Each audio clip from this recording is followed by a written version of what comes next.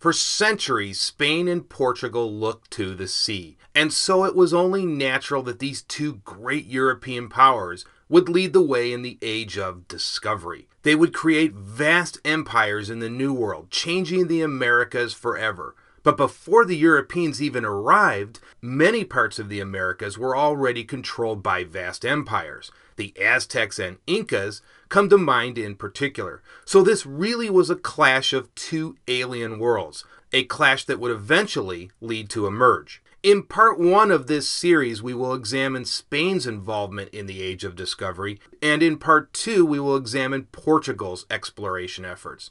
Now, in terms of Spain, Spanish conquests in the New World were collectively called New Spain. But none of this would have been possible without the collapse of Moorish rule in Iberia, and that occurred in the late 15th century. This was a conflict that went back nearly 7 centuries. So with the Moors defeated, many Spanish soldiers were out of work and needed to find new opportunities. With Columbus's discovery of America in 1492, many Spanish soldiers saw this as a tremendous opportunity for employment and a quick way to amass a fortune. So it was the conquistadors that led the way in exploring and conquering the New World. Now, many of these conquistadors were more soldiers of fortune, but they were definitely professional soldiers who had a high degree of military training. They were experts in firearms and cavalry and were battle-hardened soldiers since many had fought against the Moors. So that's what the term conquistador means,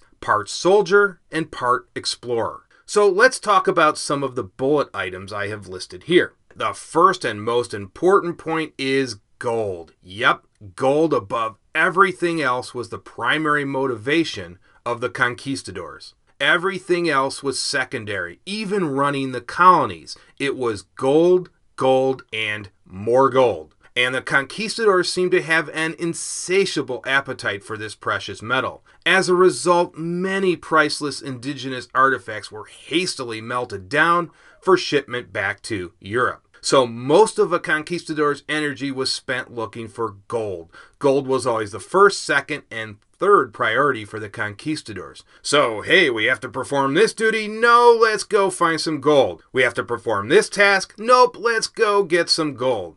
And even the natives themselves realized that the one thing the conquistadors wanted more than anything else was gold. Now, almost important as gold was power. These conquistadors were always anxious to put their name first on a particular territory. So power and fame almost went hand in hand with gold.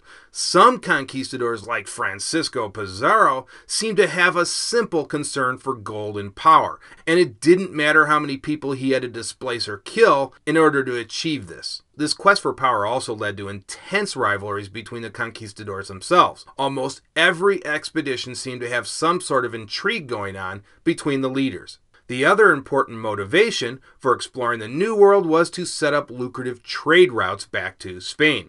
Once a colony was set up, this would create another trading route for Spain, and so gold, spice, and all sorts of other materials would be shipped back to Spain. So these colonies were very, very lucrative commercial enterprises, not only for the conquistadors, but also for Spain.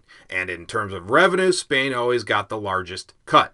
Accompanying the Spanish expeditions were Catholic priests.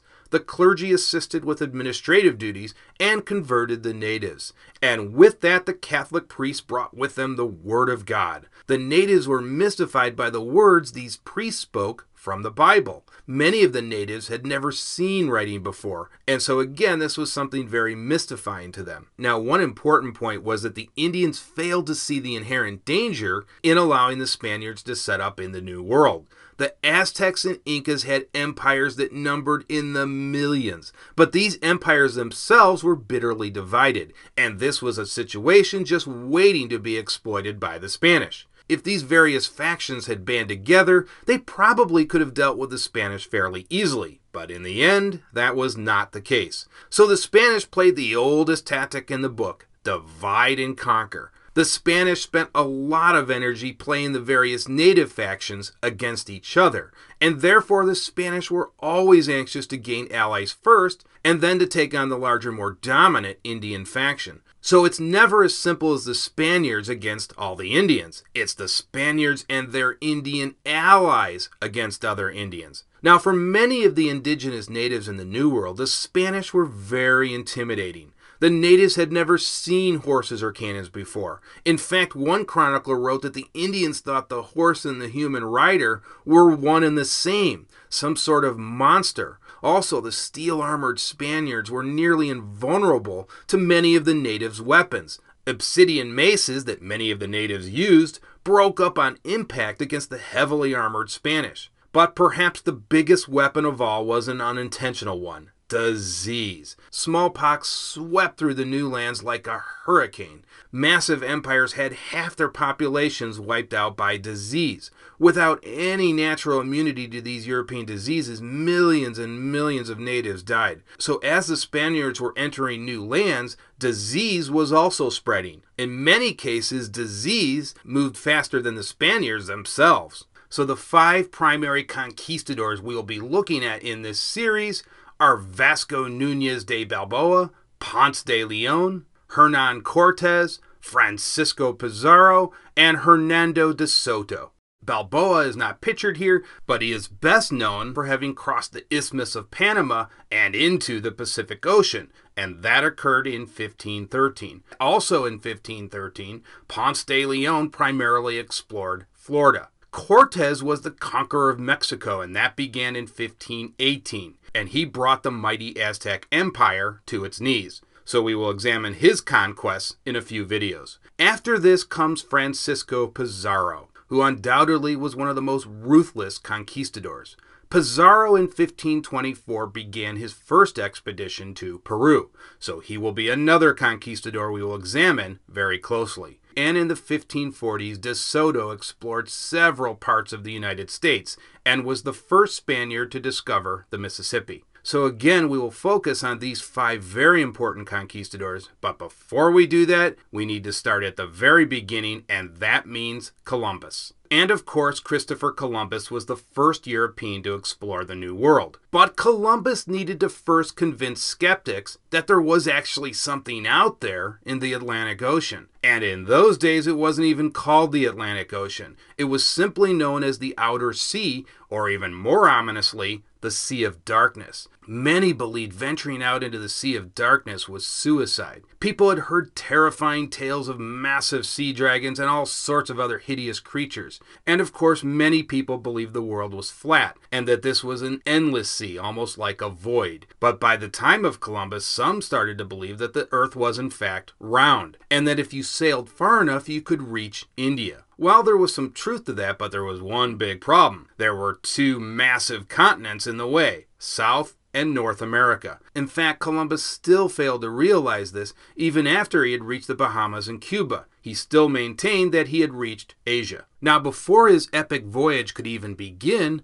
Columbus needed financial support for such a large expedition. He first attempted to gain support from Portugal, but the King of Portugal simply was not interested and rejected his plans outright. Other countries expressed little interest, so it seemed Columbus's expedition was grounded before it even began. Columbus finally gained an audience with the Spanish court, and so it was the Spanish that agreed to finance his mission. The Spanish even promised to make Columbus an admiral if his expedition was successful. In the agreement, Columbus would also be appointed viceroy over all of the new lands he claimed in the name of Spain. He also would take a 10% cut of all of the revenues that the new lands produced. Even with his finances secure, Columbus had yet another problem. Many sailors did not want to make the voyage for fear of the great unknown, and many believed this would be a voyage of no return. Columbus was forced to split any future earnings with the sailors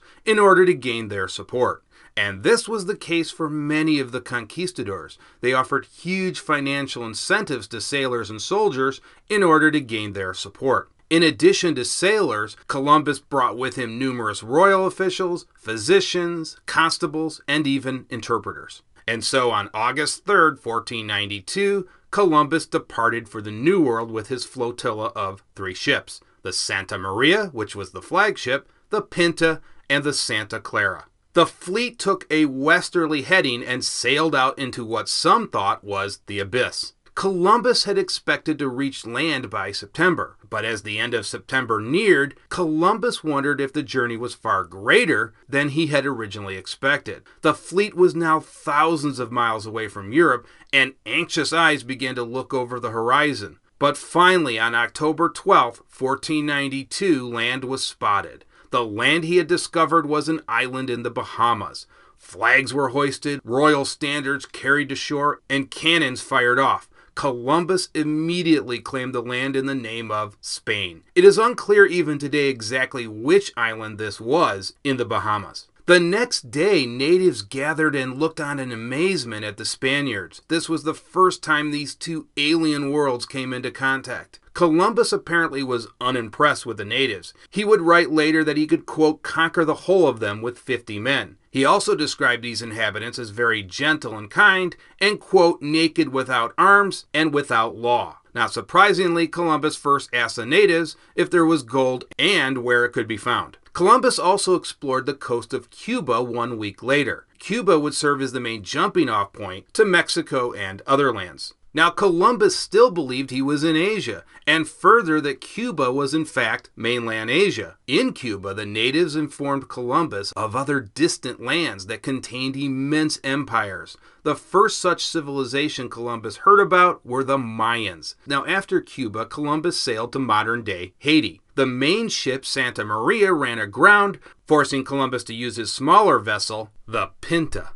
After Columbus returned to Europe in 1493, word of the discovery of the new lands rapidly spread throughout Europe, and so there was a huge amount of interest generated by Columbus's first voyage. This would set off a torrent of exploration from several of the competing European nations. Columbus himself would take 3 more round trips to the New World, but Columbus suffered a series of setbacks. After the 3rd voyage, he was arrested and accused of tyranny. In his later years, Columbus demanded that the Spanish crown give him 10% of all profits made in the new lands, but the Spanish canceled this portion of the contract and his demands were rejected. The Spanish also removed him from his position as governor. Columbus would die in Spain in 1506. Okay, in the next video we will look at Vasco Núñez de Balboa and Ponce de León.